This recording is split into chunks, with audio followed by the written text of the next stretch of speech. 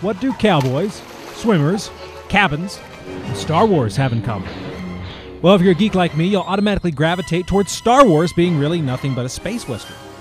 Pretty geeky, I know, and it's not the answer anyway. To find it, you're actually going to have to go on a little journey.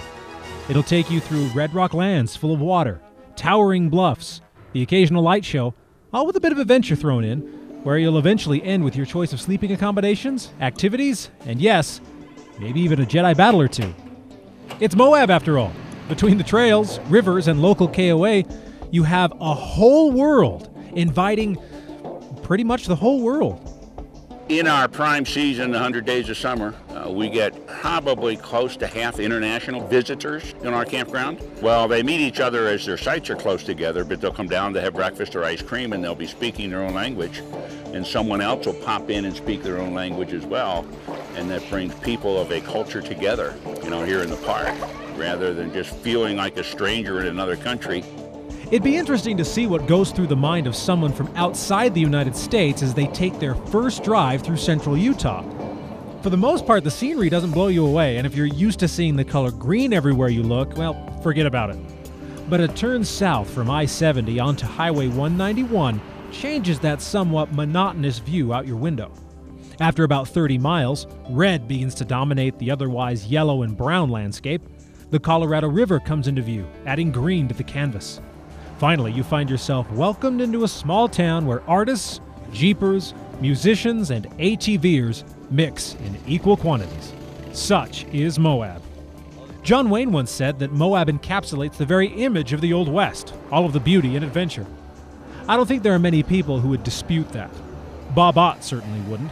For 10 years, he's owned the MoabKOA on the south end of town and has ushered tens of thousands of visitors into his campground.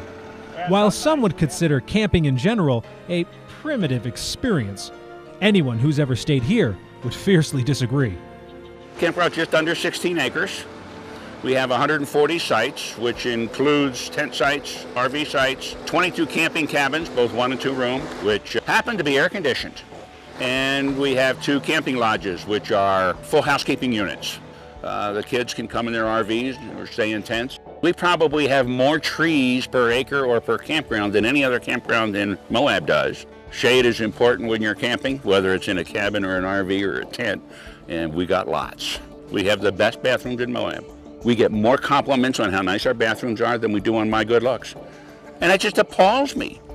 While my wife might go for the bathrooms, I think the pool and game room are more up my alley. I'd probably avoid the laundry room, though. But for most visitors, the KOA is merely the front gate to an alien landscape that offers more action and adventure than this week's newest summer blockbuster. The list of activities available within a few miles of Moab would fill a section in your local library. I guess that explains why Moab gets more visitors per day this time of year than there are full-time residents in the entire county. A lot of the tour companies here in town, they actually go out and do a river raft trip. They'll do a Hummer trip, or they'll do a Canyonlands by Night light show. They'll go to places like Hove and Weep, which is definitely a day's trip from here. You can get to Monument Valley for a day from here. We've got the LaSalle Loop Trail, which will take you up to about 9,000 feet up in the mountains and bring you back down in a huge loop down back through Castle Valley and back down here to Moab. And there are several others that you don't have to be into a specialty like four-wheeling or mountain biking or climbing to do. I mean, a regular person like me can do those kind of things and enjoy Moab and be here for a week and have barely scratched the surface. The cowboys are here. You'll find plenty of people swimming. Cabins are cool and inviting. And yes, the Force is with you. Only in Moab do all of these things find a home and not seem out of place next to the park music instruments, countless Kokopellis, and a tree-covered KOA. Adventure is here, as is pretty much everything else. It's a whole world. The best part is, the whole world is always welcome. We start at 7, so if you get picked up at 7:30 for a rafting trip, you can have breakfast, not have to drive to town, not have to clean up after breakfast, and still get out on your rafting trip, at 7:30 or 7:45 in the morning. Of course, when it's like today, another perfect day in paradise, 106 degrees, come out at 7:30 at night, and you get ice cream, and you cool right down to 100. For AYL, I'm Stephen Human.